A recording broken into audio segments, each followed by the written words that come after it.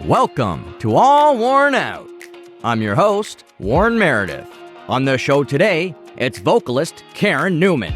She's in the River Echo duo and also in the Sellouts, a tribute to The Who. Both bands also feature her husband. So let's get it started with Karen Newman. Hi, everybody. Welcome to All Worn Out. It's a podcast about music. It's a podcast about what you're passionate about. And it's a podcast about what our guest is passionate about. Today, I am very excited to welcome the amazing, the cool, the enchanting, the beautiful, the talented Karen Newman. Wow, that was quite the intro. I have to say, I feel very honored to be here. Thank you so much. Well, good. So it's going to be a fun night. Yes, it is. And man, I just know that you are a passionate singer, a great vocalist, and the reviews that I was reading were really cool, really nice to see. And today's a little bit different. You're not the first tribute artist on the show. Oh. We had John Ryu on, who is a vocalist for Pantera tribute. Oh, yeah. And so you are our second tribute vocalist, we'll call you. But just before we get into that, I want to know, have you ever written original music before? I have written some lyrics, and I have quite a few. During the pandemic, I decided to do whatever I could, and I got on an online workshop with a songwriter, and I wrote a few things. That was kind of scary. Her critiques were so hard for me to take because these songs were so deep, you know. Yeah. But I managed. Okay. These I have never done anything. I don't play an instrument. Bert and I tried. My husband Bert, you know, also the guitarist of the band that we're in, the Sellouts. He and I tried to do some music for these lyrics, which is a very difficult like it's usually the other way around. Music, then lyrics, from what I understand. We couldn't work together doing that at all. It was like, no, we better not. So I did work with, just recently, I did work with a guy named Rob Rose, who's an amazing musician. And he took one of my songs. I asked him to. It was inspired actually by some of the stuff The Who write, this song. And we worked on it, but I was a little disappointed. Oh, no. With how I've heard you say about your lyrics. Sometimes a producer is you got to switch that around a little bit. Yeah. But that's not how I feel about him. It's just, I was like, I don't think I did a very good job here. I need to sit and think about it a little bit more. And I haven't had the time to do that. But yes, I have written a few things. And maybe one day they'll become songs and maybe they won't, but that's okay. I'm sure that they will. And because I'm gonna stay on you about this. Like, I know that there's an artist inside of you that's gonna make some really awesome music, especially with Burton. And like, I know you think it might be impossible, but you're manifesting this for us. Oh yeah, I am. I'm manifesting it right now because this is my thing, you know, like, you are a cover vocalist or whatever you want, tribute vocalist, but come on. I know you've got some wicked songs in you. And so I just want to hear them one day. I'd be very excited to. Be so cool. Well, but we will focus on the present. We will focus on what has occurred. And we are here to celebrate and learn about the Sellouts and also the River Echo duo, which is much newer by the looks of things, but equally interesting. So set us up with who and what the Sellouts are. The Sellouts started off as a tribute to The Who, which we are really at the core of what we are is a tribute to The Who. But we have added a few things to that. And we tried to stay among the era of the 70s, especially when The Who was in their prime, right? So like people you would see at Woodstock with them. There was Janis Joplin, there was the Mamas and Papas, there was Jimi Hendrix. We haven't actually done a Jimi Hendrix song yet, but we plan to. We have talked about it. Yeah. We used to do Foxy Lady years ago in a band I was in, and that was fun. But I mean, Jimmy's got so many good songs. Yeah. Like I think Wind Cries Mary would be one I would lean towards now. just because it has such a nice... You probably do Jimmy amazingly. Well, I can do him. I mean, I can do a Jimmy, but I mean, the thing is, yeah, I can, for sure. I'll take a compliment. I mean, up on the wall behind me, there is Janis. And, I mean, of course, if you sing Janis Joplin... I love her. I mean... I didn't ever used to when I was younger, but I freaking love her now. How did you find out about Janis Joplin and that you could sing like her? Well, that's kind of how my voice is. I'm a heavier, bluesy, soulful singer. That's my thing, most of it. And so that's basically what she did. Pretty heavy, bluesy stuff. So it was easy. When I was younger, I didn't really think about her much. Thought about other things.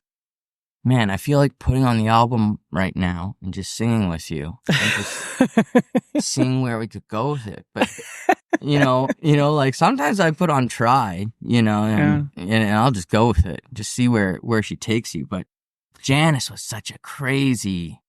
I mean, she would be known as the all-time best. I've already said this before. If she was more marketable, she already knew this.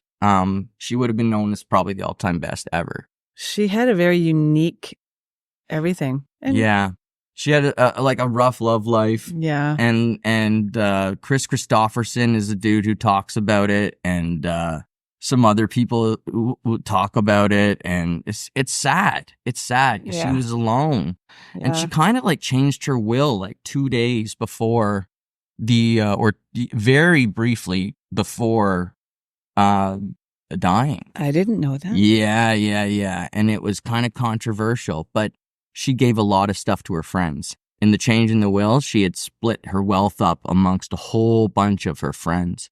So yeah, people can look that up. Sometimes I say stuff on here and I'm so wrong. Oh. Example, when I said that there was a 500-year-old recording. I saw that. It doesn't it's not real. But I believed you. I'm glad you're correct. Because then I would have been telling people that. I put a little mark below that it wasn't real, but that I made that up in my head, Sometimes maybe I smoked something and when I was watching the YouTube video, it added 400 years. You never know. It's not a big deal. It's a big... So like I said, I'm telling a little story here, but maybe it's not true. Sometimes my stories are embellished, but I think this one's right. Well, we're going to have to get some fact checkers out there. Fact checkers, get in there. Let's go. So when you were growing up, what's the first music you can remember hitting you and staying with you? Well, my parents they used to dance on Friday nights in the living room when we watched them as kids. And my dad, believe it or not, later on, as I got a little older, he was a huge Nazareth fan. And he used to play this Nazareth album over and over and over and over again and over again. But he also, he was into Buddy Holly and Chuck Berry, and they did a lot of jiving, that kind of stuff, Because I am older. Our parents were not 70s parents, but were 50s parents. Anyway, so yeah, it was fun. That's where most of the music started there. And, but I've always wanted to sing, I think, from the time I was like 3. My mom told me that she used to hear me get up in my crib and rhythmically soothe myself, bouncing my head on the crib and using my voice like, And when I was, I guess, closer to 4, I remember just sitting on my swing in my backyard by myself and singing just words, like belting out words for a long, long time. And afterwards feeling that euphoric feeling, Right. Of like what you feel when when you've cried for a while. Right. And then I got hooked on that. And I sang all the time. Drove my mother nuts. That's interesting. So you got hooked on the breathing aspect of it without realizing that you were getting hooked on the breathing aspect of it.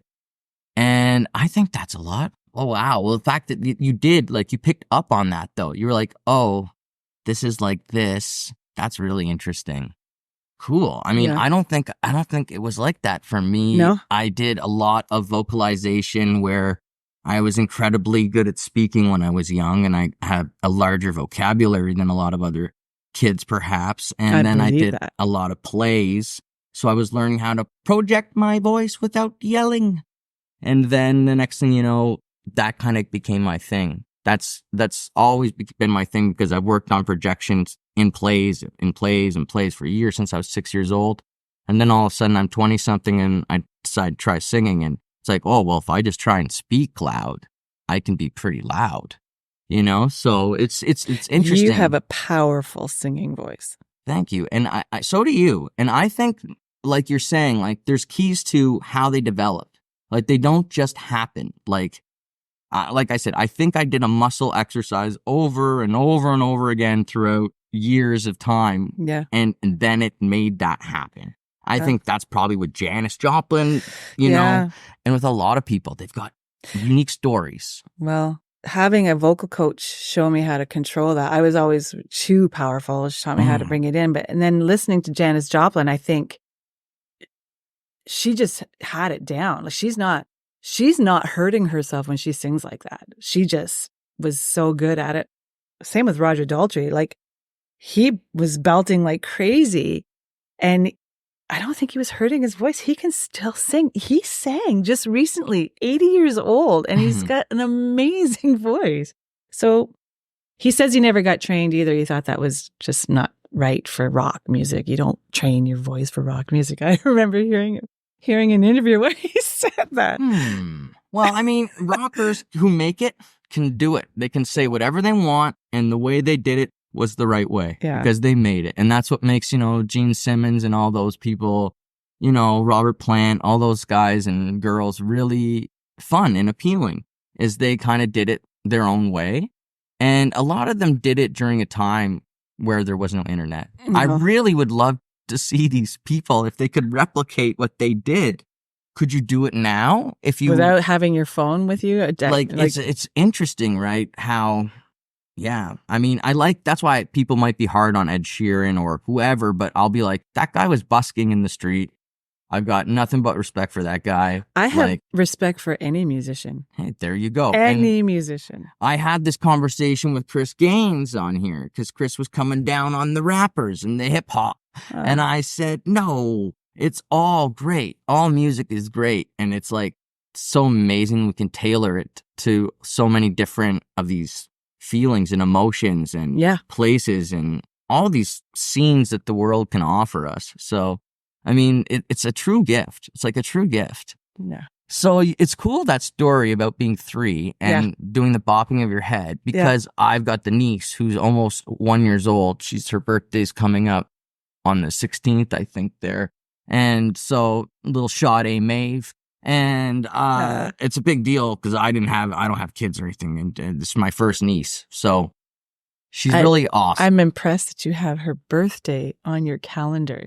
Oh, I have to be at the party. I have to be at the party, and I wasn't allowed to schedule any podcast on that day, and so she made it up there on the calendar. She's gonna be how old? 1. Yeah, she's super smart and was walking and talking things at like 10 months and just blowing my mind already, scaring me. And but she does all this musical stuff. My point being, she does this rhythmic stuff with her voice. Oh, she has an self-soothing? Egg shaker, and she'll just shake it to the music. That's and then great. If they're singing high, if the high pitch, she'll start going, she'll start just doing a high pitch noise. She's going to be a singer. She's going to be a singer. I think so. Yeah. Musician, for sure.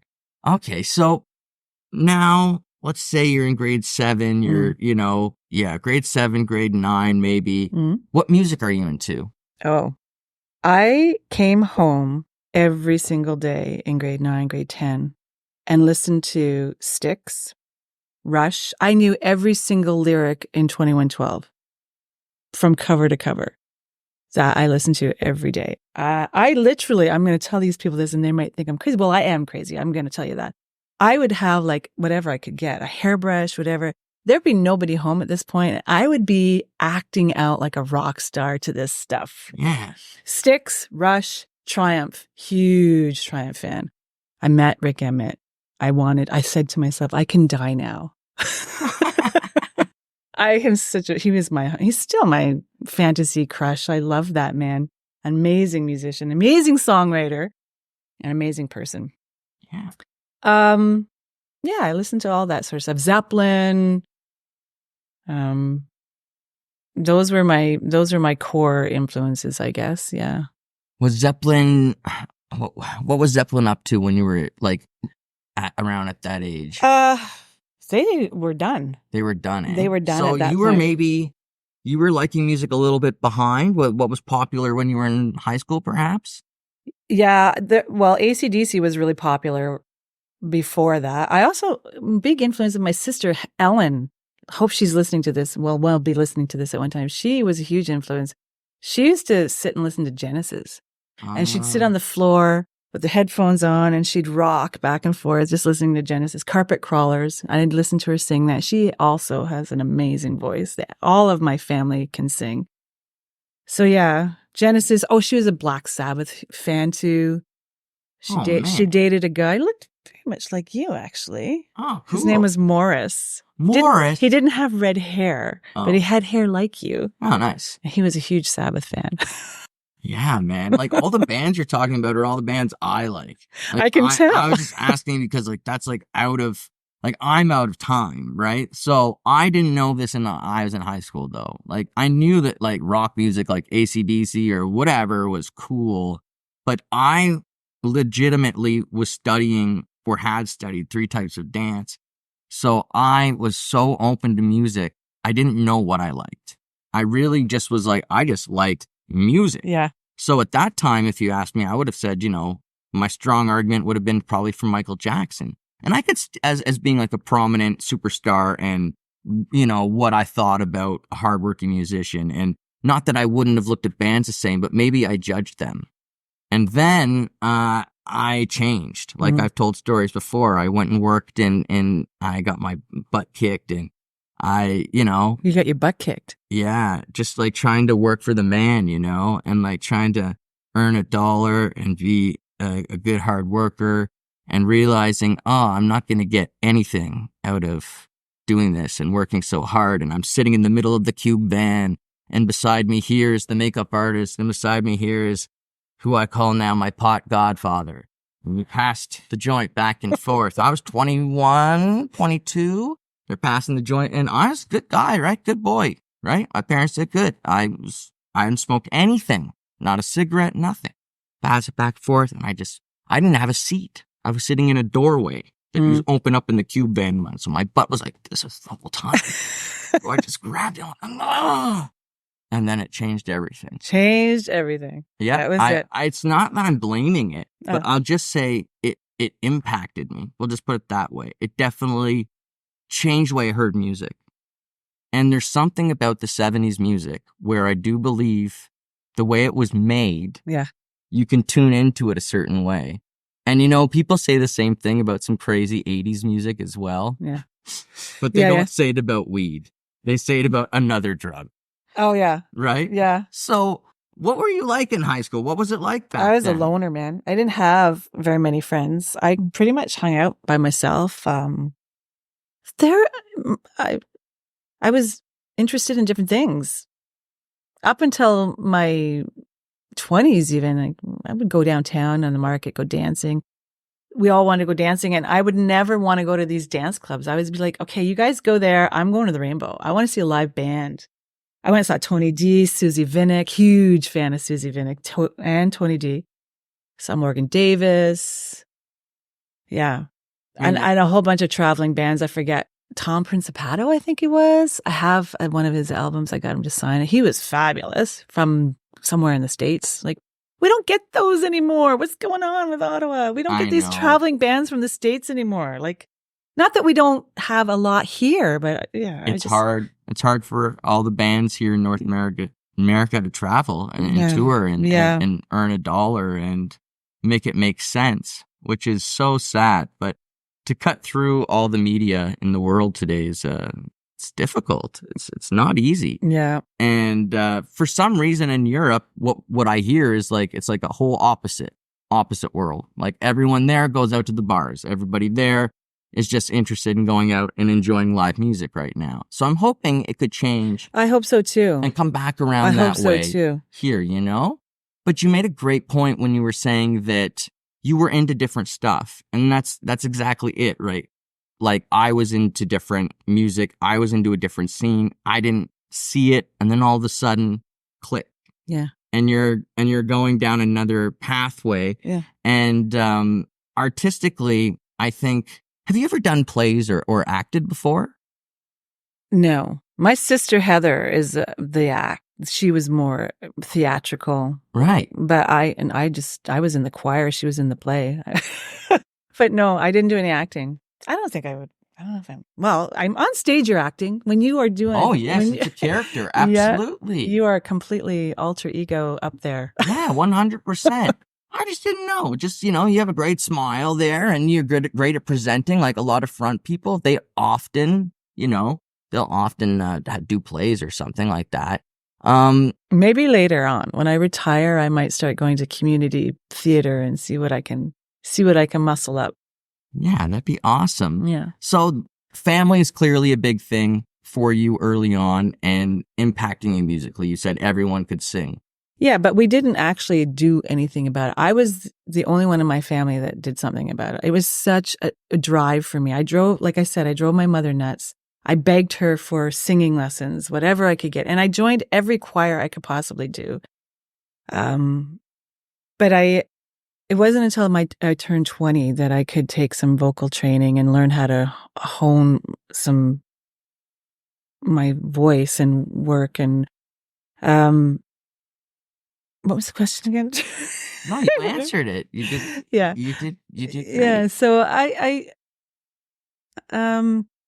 like it was a while for you to change, for you to, well, you did everything you could to do vocals, right? Yeah. Like you focused in, you got to do it, but no one in your family. Nobody did. No. And they all really like to sing. They all have beautiful voices. My brother, I don't hear him as much. And I don't hear my sisters very much anymore, but they all have really good voices. That's so interesting. I actually snuck into my sister's bedroom when she was a teenager, and I listened to her recordings of herself, and she's going to hear this. Listen to her recording. She sang, and you won't know this probably. Caged Women was a soap opera from the UK, and it was about women in prison. And there's the theme song. I forget what it's called. I think it was called something Roses. But she used to sing that over and over and over again. It's a beautiful song. And I used to try to emulate that because I liked it so much. Yeah. So she was the reason why one of the reasons why I wanted to sing. So maybe she's going to know that now. That's so cool. And it's so similar to Steve's story. Our last guest was telling a very similar story about his older brother and his older brother teaching him how to play guitar and having that impact on him and making him want to play guitar and making him want to be better at it. And wow, it's cool how family keeps coming up, obviously, but it's a big one. And I like it when it's a positive one. Sometimes we talk on here and with our guests and the family thing isn't that positive. It's still an impact, of course. So it's nice that everyone could sing. Like that's a gift as well. Because I talked with music teachers on here about, people who are kind of tone deaf and, the fact that everyone just had that gift. I saw that show. It was that Lisa. Yeah. Lisa Thompson. Yeah, I did see that show. I loved that show. That was really good. She's great. She's a hairdresser. I would love to go and see her. Now she's a hairdresser. Yeah, she does do hair. But she does a lot of other things. So we'll segue into that with you then a little bit. Yeah. Do you also do hair? Yes. You've done my hair. Yes, I have. We kind of cheated during COVID. You had some kind of photo shoot going on. We were mandated to be shut down, and you needed a haircut. What? Oh my gosh. And I begged you not to tell anybody. I was so afraid. Everybody was so hyped up, paranoid about all sorts of, first of all, not getting sick. Second of all, getting in trouble for doing something we weren't supposed to do. But you were great. It was so nice having you there. If the Men in Black show up now and take us away, they could. You all know what happened. Yes. All right. I was wearing a mask the whole time. The whole time. We washed hands. We wore masks. We were good. There was no vaccines at that time. It was pretty early on. Oh, see, I can't even remember. Yeah. It's all just like that part. I just remember it was a great, nice drive. Do you remember what you needed your haircut for? Because I know, like, it was something, you had a photo shoot or something. Maybe you were doing a video with Taming Sorry. I don't know. There's always something. For many years in a row, there was always something, a music video or a song release or this or that. But it must have been important. Must have been pretty important. Well, yeah, because you were like, oh, I really need me. Yeah. And I said, okay, we'll do this. We'll do this. Yeah, well, I appreciate it. And I did. You gave me a t-shirt and a CD and a tattoo. Yeah. And I was like, yay. Yeah. And I felt like now we're friends. Well, we are. Yeah. And yeah, well, that's cool that at least during that COVID time. A positive experience. There's a positive memory. But like we were talking about it on here the other day with Steve about Steve-O left from Rockin' Engine was Skeeto there. Yeah. He's talking to me about performing during COVID and how, well, he was lucky. He got to have this great experience where J.S. Villeneuve used his CBC knowledge and hooked up this big television experience for people where they could like literally pay and then get this big show on their television, and it was wicked. It was really well done. But me, oh no. I was helping businesses bring in crowds of 50. Again, being bad. It was we were allowed to, but I think it was frowned upon. You know what I mean? Yeah. Like we were at this point where it was like, oh, you can do it, but only 50 people. So it was like bizarre, you know, I was singing with the glass in front of me and then... Yeah, no fun. It was weird. I just kind of looked at it like I was in a spaceship or something. Yeah. Like, oh, here we go. This is some kind of time portal. It's like a disconnect between the energy of the... And also I wanted a picture of me singing behind it because I think it's historical. Yeah. I was like, oh, maybe in like 1,000 years, that will be like actually a picture someone will think is worth looking at. To be like, why are they behind a glass? You know? I have a weird thinking pattern like that. It's probably not good. I think it's great. You know, when I was looking thousands of years into the future, it's just not going to benefit me in any way. You won't know. You will not know. You will not be around to find out what they thought. Dang. Oh, dang. I thought, yeah. And I definitely won't be one of those people who's rich enough to like get cryogenically frozen and be like, please wake me up if you find the cure to death. It's like, no, man. That's not going to happen. It's just not going to work out. We can tell you that's going to happen. Just give us your money. Yeah. And people have made a lot of money doing it. Like, no doubt about it. I really like that sometimes I see on your, you post pictures of these birds, hummingbirds, all these beautiful birds, and sometimes deer, different wildlife. And are you a photo enthusiast? I am. I love it. It's another rabbit hole of passion that I can't seem to break away from. It's an obsession, actually. Go to somebody's house and they might have a flower arrangement. I'm like, I gotta get those flowers under a lens. I really want to see how that looks with the shade. And it's so weird. So weird. But yeah, I do. I became a bird lady during COVID when there was nothing else to do but look out your window. Started feeding them and then taking pictures of them. And then I needed a better camera. And I took a workshop with a very, very talented and wonderful person, John Babulik. He's a wildlife photographer. He took us out. We did a canoe, a backcountry canoe camp wildlife photography workshop, which was one of the best experiences I ever had, and became really good friends with him. Yeah.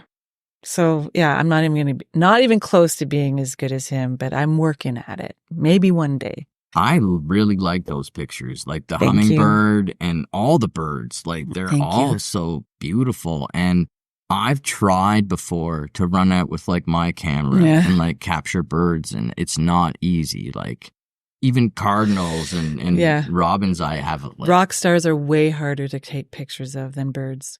Really? Oh yes. They don't change their expressions as quickly in one like frame. Like, have you seen some of your photos, like the ones that you don't post? I try not to, you know. I'm trying to focus on the good ones. Yes, of course. Like, but you'll get like you're shooting a bunch of them in one frame. Like, it's something I'm trying to honestly all art. No, I'm not talking about. I didn't ever see a whole. Please God, I hope that didn't sound like an insult. No. But I am trying to work on, because I talk with Sean Sisk about this and Laura Collins and other concert photographers, and they've spoken with me about how it's very frustrating for them because a lot of artists don't pose. They don't get it. You're supposed to walk up to the edge of the stage while you're singing and strike a pose. Hold it for like 30 seconds even, because this give variations of it. You can move your face a little bit, change the expression, but hold that pose because this allows the photographers to make a moment. Yeah. You know, when Eddie Vedder's hanging off the rafters, it's not just that he's 20 feet up in the air. Yeah. He's posing. Yeah. He's creating a moment for all time. So like, you're bringing up a great point. And it is something that for many years I did not care about. I would go up there with the thought of, I need to connect with the audience. And the way I wanted to do it was a very Jim Morrison-esque freeness. I wanted to try and be free, but that didn't work because of my anxiety levels. So then I developed this big bad wolf character through my voice. Yeah. And that kind of worked for a while, you know? So who knows what the future will hold? Voices and the creation of these characters is like a whole fun part of this. You know, for me, it's the theatrical side to it. And I want to get back into now the Sellouts. So you guys have been very, very, very busy all summer. And I think all these events are worth talking about because a lot of these places I've been to. Yeah. So let's rewind the clock all the way back to May the 4th be with you, Sonny's Bar and Grill. You've played Sonny's? Oh, well, I've been at Sonny's. Okay. I don't know if my stories at Sonny's are appropriate. They took place many moons ago when I was bad. Appropriate for who? Who's your demographic here? You're talking to musicians. We got lots of stories. Yeah. I know. I didn't do anything that bad. It's just, I guess I was running with a different crowd, and I've got memories of Sonny's. I remember playing music there for a friend's father who was celebrating his birthday there.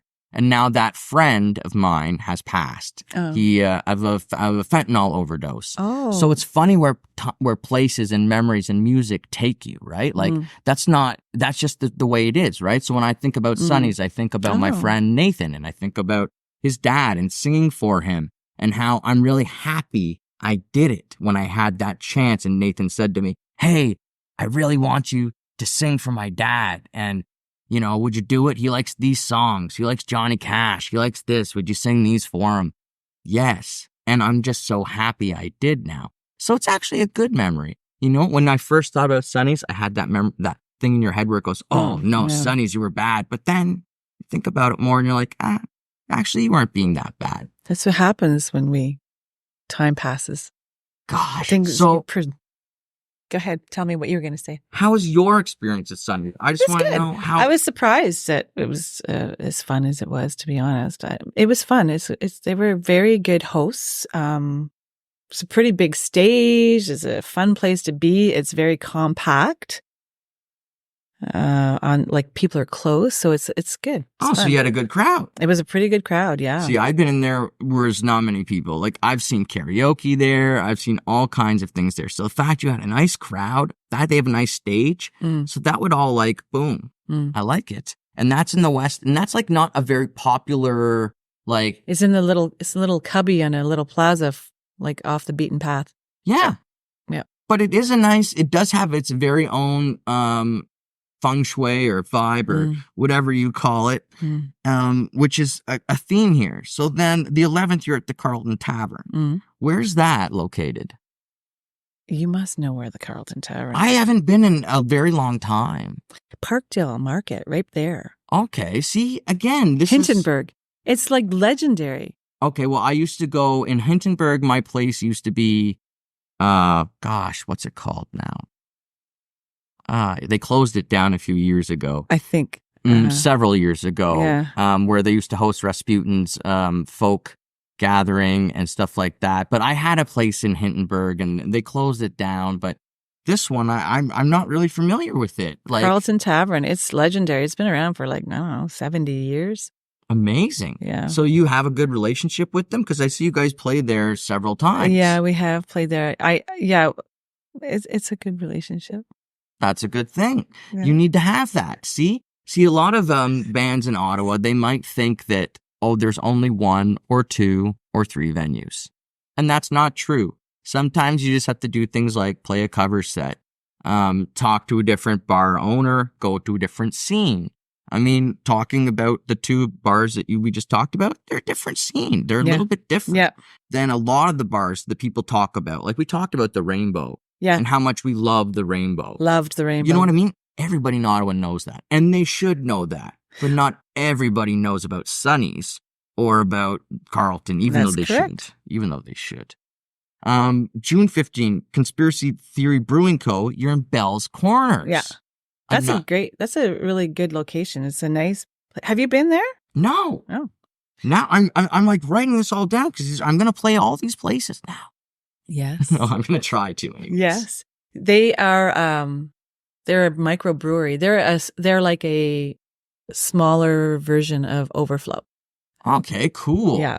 They don't have awesome. a big stage. They don't have a stage. They just the floor, but it's a big spot to it's cool. That's amazing. Yeah. That, like, again, so cool in this city. There's so many places. Bell's Corners, the forgotten corner of the city. I lived out there, and often I just felt like they have a lot of great bands there. I don't know. Do you know who Dark Speed is? No. Fantastic band. Oh yeah. They're a cover band. They can play. They play a lot of really great stuff. They play Genesis. They play Santana. They play Pink Floyd. They play. They're really good. A really good band. Awesome. There's lots of really good bands. I shouldn't just emphasize on one. There's lots. There's Vibes. There's many bands. Yeah. Can't think of them all. I can't think of them all on the spot, but. Oh, that's okay. And when you're doing your vocals and it says you're lead vocalist, is there people doing backing vocals? Yeah, Rui, our bass player, Rui Resendez is our bass player, and my husband, Burton Duncan, they do backups.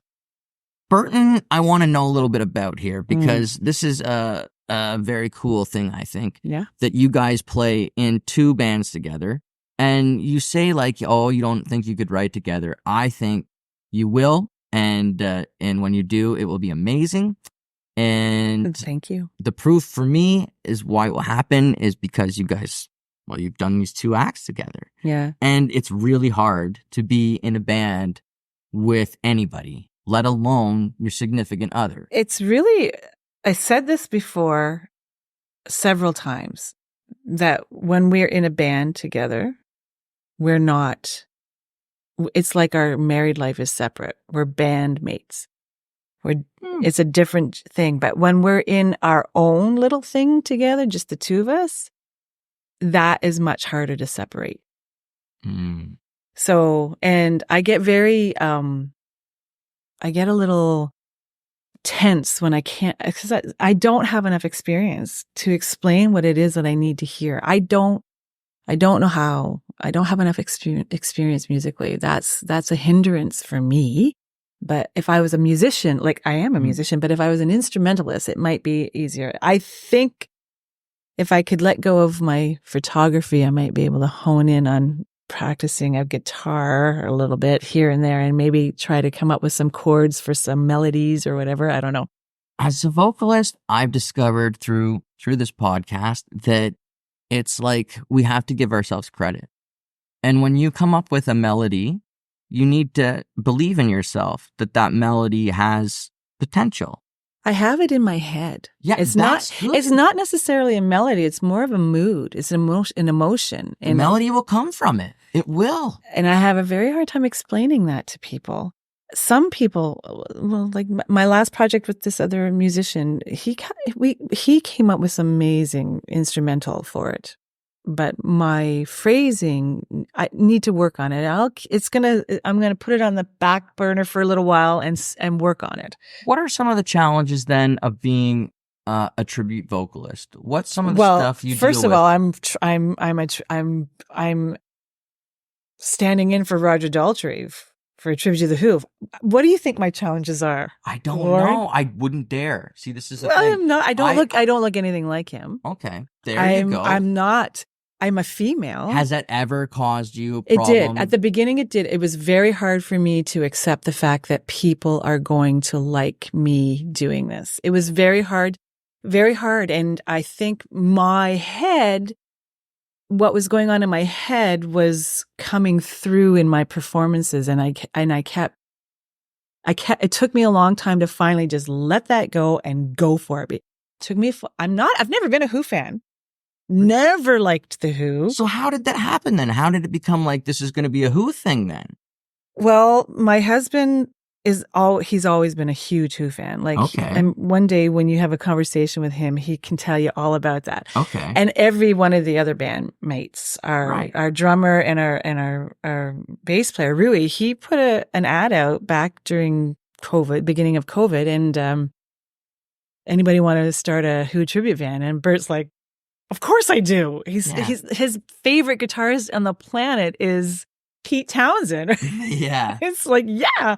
So he gets on board, and and Raul, the drummer, also a huge fan, loved all of Keith Moon and everything, right? Yes. So he was in there, and they all clicked really well. Rui, the bass player, and the two of them, and they had another singer. But I don't know what happened there. I guess it wasn't quite Didn't quite work out. And so I don't know why my husband said this. My wife can sing. Hey, good, Burton. I don't know job. what he's like. And then he comes up to me, well, would you like to? I'm like, what? What? But who had anything going on during COVID? Nobody. So I was like, what the hell? Learn some songs, go and have some fun. And he says, well, Rui's a really good guy and it's a fun place to go. And so I went and we had fun, and it was a lot of fun. Like, the first few songs that we did together, like, there was just so much energy and fun, and everybody was really excited. And I said, yeah, we got to do it. But it took me a while to wrap my head around it, because most of the Who songs they're very male oriented. They're very I've sung male songs before, but they're what they're saying is a male perspective about love and life. And it was hard for me to be able to perform that. Yeah. But I got it.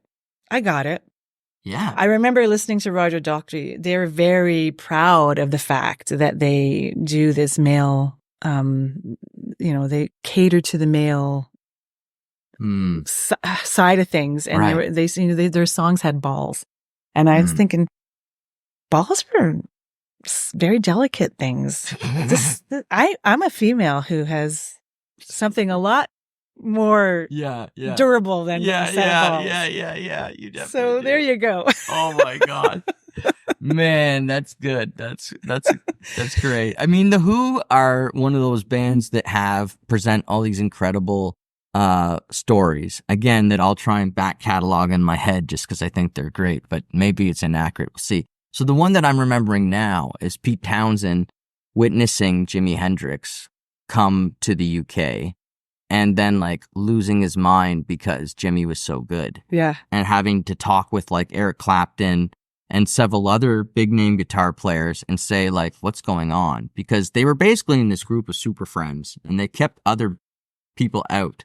They were, like, basically like, look, we let each other into this group because of how good we are, and there's this mutual respect for each other. So we're kind of in this club. Yeah. But you're not going to be in this tier, just because you think you're going to be in this tier, Jimmy. And they were kind of rude to him, and they thought it was going to be like Eric Clapton was mad. He's like, why'd you bring me out here for this? Then as soon as he saw him play, he was like, oh, yeah. Okay. Yeah, we're screwed. Like, there's no stopping him. And it reminds me again of the story of Van Halen, Eddie going to audition for Kiss. And them being like, I'm sorry, but you're way too good for us. And you're going to have to go through. I never knew that story. Oh, yeah. Again, If I'm wrong, folks, tell me below. But I need some fact checks. I don't think I'm wrong here. I don't think you're wrong either. This one's pretty. I don't think you're wrong. Yeah. Did I say that out loud? Yeah. This one I think I'm good with. But I mean, I love collecting rock stories. Like, for the most part, I think they're amazing. Like, when people come on here and they're like, oh, I love Bob Dylan, I love Donovan, I'm like, then go watch the video of them together when they're 20. Because then you're going to actually learn like who they were and what it was to be hyped, like at that time. Yeah. Like, they had groups, they had posses around them in a room like this big. It's not a very big room. Yeah. And, you know, these posses are like, it looked like a 50s gang almost, but they're not. They're all hippies. They're all like interested in folk writing, but it's a standoff. And Donovan's friends really wanted him to stand up to Bob and show him who he was. And Donovan did. He stepped up to plate and he did a beautiful, beautiful song. Like, when Bob returned It's All Over Now, Baby Blue, it was all over. Yeah. Bob was like, sorry, I'm like 4 or 5 years ahead of you when it comes to doing this stuff, and I'm still the best. You know, so it's cool to see musical egos at that level back in time. Like I said, I'm a weird guy that way, like 1,000 years in the future or 100 years back in time. You know, it's fun to think that way sometimes. Yeah, I agree. Yeah, and I want to talk about with The Who, what your favorite songs are to present with that. Because you were talking about, like, how some of it is masculine. Is there, like, one song that you didn't like doing before, and now you're like, oh, I kick ass with this now? I wouldn't say kick ass with it, but I definitely enjoy it. And it took me a long time to figure out how to do it. That's another thing. Every single one of their songs are different. Every single one of their songs are different. This one is called You Better You Bet. And it was written, all of songs were pretty much written by Pete Townsend. He wrote it from what I remember reading, but I could be wrong too, so please don't hold this against me, whoever probably knows way more about Pete Townsend than I do. He wrote it when he was having an affair on his wife, because they did do that, those rock stars way back then. And with a younger woman, and he fell head over heels in love with her. And I was trying to figure it out. Like, have you listened to that song? You better bet. Yeah. Like, it was really hard for me to figure this out. And I sang that song 1,000,000 times, and I finally nailed it. And now I love it because it's so animated, and he's so passionate about it. And when I originally thought that he wrote that song for Roger Daltrey. Because when I was listening to the way Roger Daltrey delivered it, it was like it was written about him, but it's not. It's Pete Townsend's experience completely. Wow. Yeah. So this whole experience is pretty much turning you into a Who fan. A Who fan. Huge Who fan. And Who aficionado.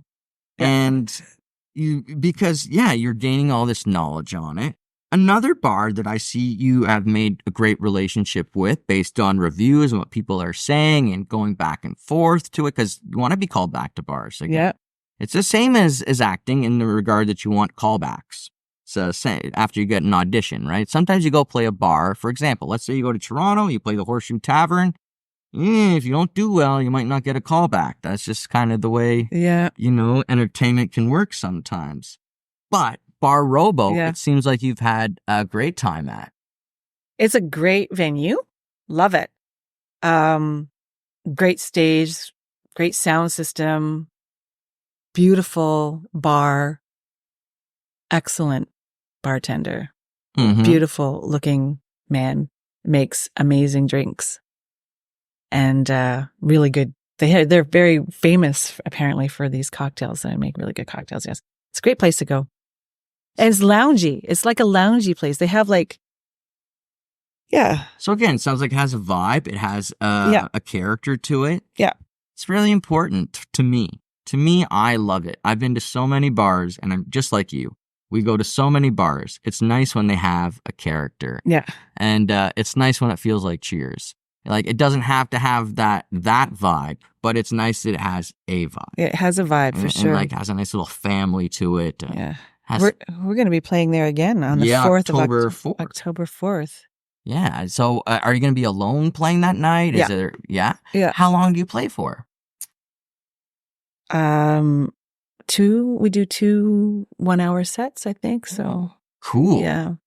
And how do you feel at the end of the set? Can you go to bed after that? No, So I don't know. Are you like that? Do you go to I can't. Are you like, No. it takes forever to come down? Yeah. And the better the show, the longer it takes. Right. Exactly. That's exactly correct. But And my husband has no problem. He can go to bed, no problem. Like, sometimes I don't know about the other exhausted. band members either. They have problem. I am like hyped right up. Maybe it's the singer. I don't know. You I know? do not do, I cannot drink. I cannot do any substance whatsoever to perform. So I'm not hyped on anything but adrenaline. Well, that's pretty good. If adrenaline does that, that's what you want it to do. Yeah. And that's that good performance energy that keeps us sharp when we're performing. Yeah. People might say, oh, I feel anxious, whatever. You got to use it. Yeah. You got to use it. And that's the only way. And I know people would tell me the same thing if I was up thousands of feet in the air working on something and I was like, I can't do this because I hate heights. And they'd be saying, use it. And I'd be going, so. I don't want to. Yeah, it's always easier said than done. But yeah, I like that all these years later, getting on stage still gives that to me, and it still gives that to you as well. I remember you saying in one of your, maybe several of the podcasts, All Worn Out podcasts, you have trouble sometimes remembering your lyrics. Oh yeah, well, I'll have panic attacks, and they take about like 2 seconds in my head, and it will throw me off. Like, you have the panic attack before you forget your lyrics, or after? Like during, like I'll have like a panic attack on stage.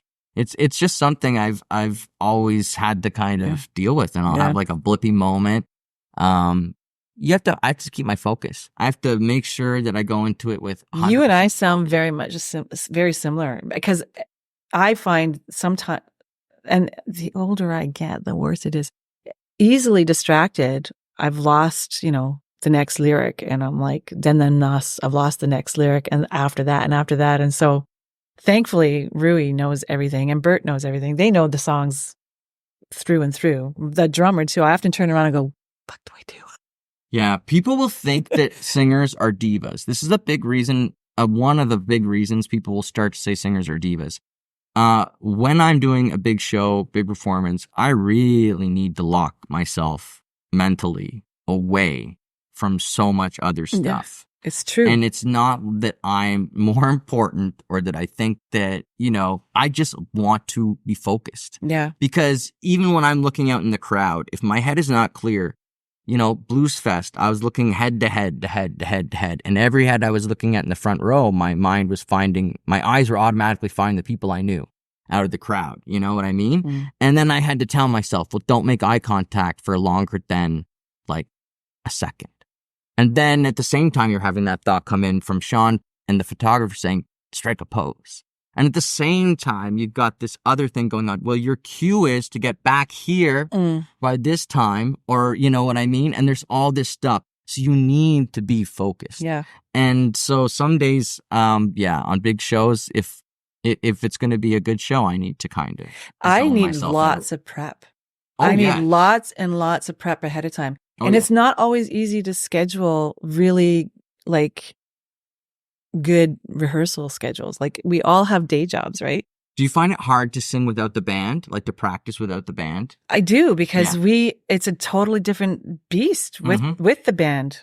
There's like, I don't hear Rui. Rui has all his own little runs that he does with his guitar, with his bass. And I don't always, that might make me, I need to get used to that all the time. Yeah. Otherwise, if I'm not hearing it on a regular basis, I'm like, where are we going? Am I in the right place here? Right. Do you find that too? Of course, because we're singers, we're vocalists first. So I was told when I took some training, you need to listen to the bass player all the time. I listen to the bass player all the time. You do. And you need to know what the drummer's doing. Yeah. But I mean, that's why a lot of rock drummers become rock vocalists. They're really good at knowing exactly where they are all the time.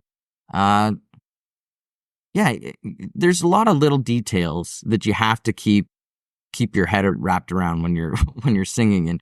And of course, pattern recognition is one of our strengths. So whenever the band changes the pattern, it messes with us. Yeah. Because we're like, oh, whoa. That's not verse 3. Yeah. That is not where verse 3 comes in. You know? So I totally get it. That's the same in original music because, yeah, you come up with these patterns, you set it, you rehearse it. And like you said, I think the Stones, again, here we go. I'll try and put out another random fact here. We'll see if I'm right or wrong. I think the Stones rehearse for like many days. I won't put a number down. They rehearse many days in a row, like multiple months in a row before going on tour. And they pretty much mock it. Like they tour, like instead of touring, they show up at the same facility, but they do the show over and over and over again. I think it's, here, I'm going to do it. That makes perfect sense to me. I wish, but it doesn't work out for everybody to be able to do that. Well, they're making all the money doing it this way. And they have, so it works out time-wise. When we were prepping for Blues Fest, it was like, we wanted more time. But eventually the clock runs out and they're telling you, oh, well, you can have horn players. And you're like, yeah, but we won't get to practice with the horn players. And you have to, because you'll be hearing these horns and going, what the hell? Right. That was my main concern, you know? And so when I saw the horn players later and they were like doing amazing with the other band, I was just like, but I think I did the right call. Like you're saying, it's better to be safe than sorry when you've worked and you've prepped something so much.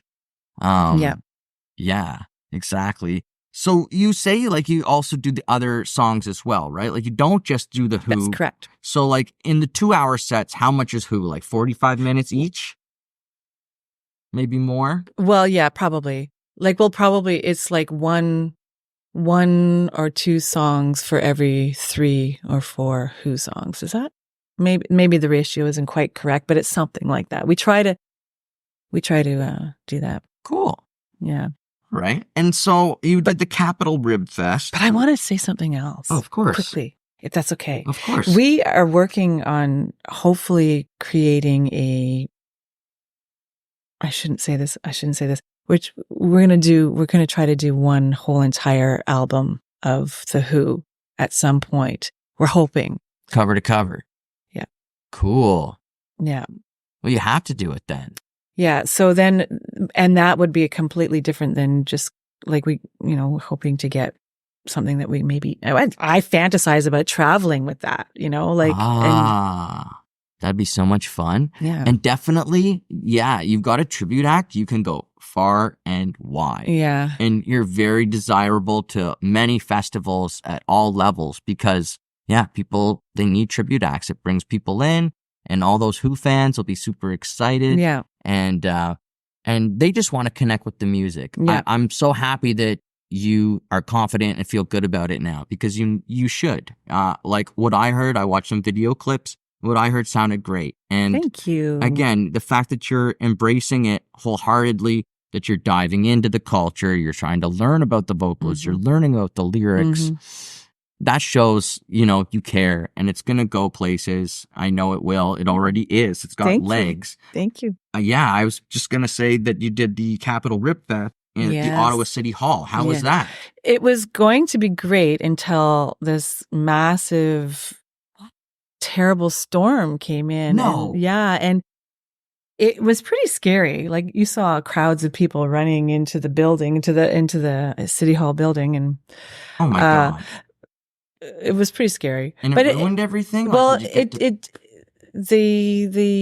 coordinator, the guy that manages it, I don't know. He said it was probably best to cancel because there was so much water.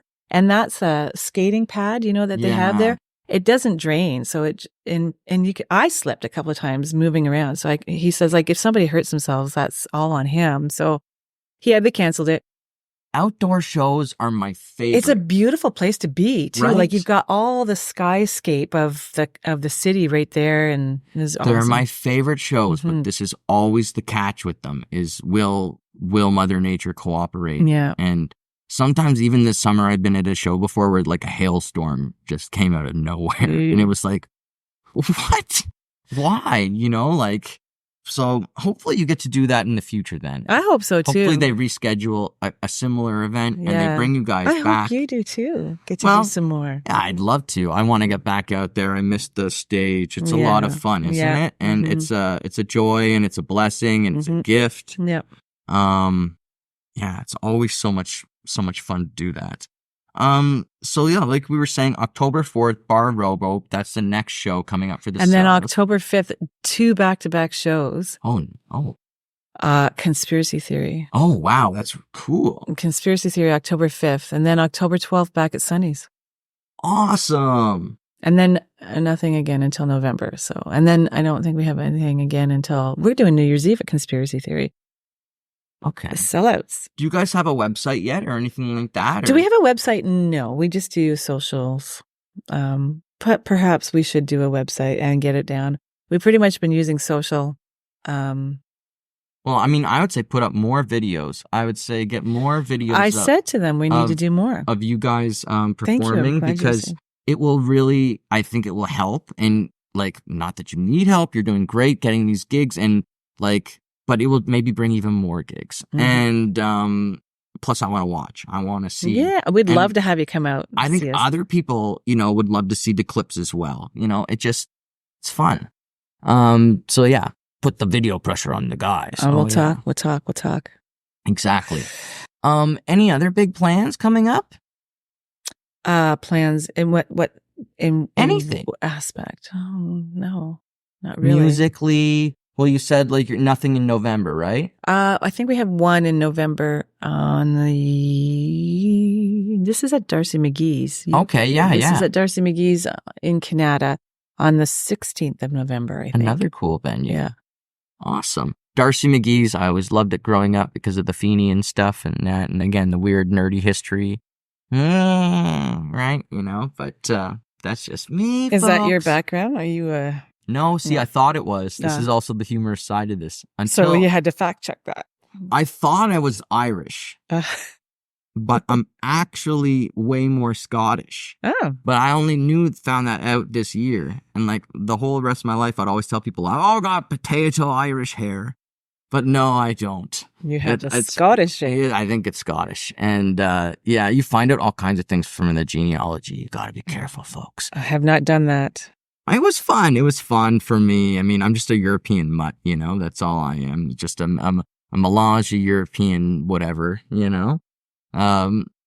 Either way, neither here nor there. I think they made a pretty awesome European mutt. Yeah, thank you very much. I'll take that. Thank you so much, Karen, for coming on today. I really appreciate it. So much fun. I hope people get out and support the Sellouts. Get out and have some fun with The Who. I mean, come on. Yeah. And have some fun with Karen.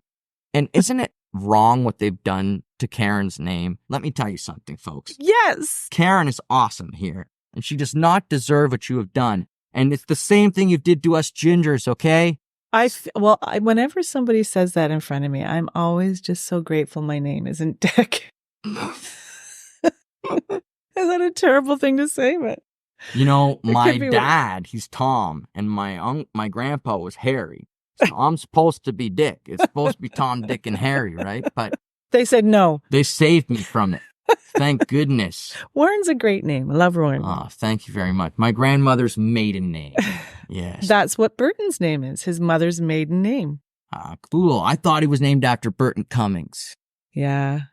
That's what we try to tell people. Oh, man. All right. Well, we'll have to have you back on later and let us know, especially if you write a song or if you're doing a big show.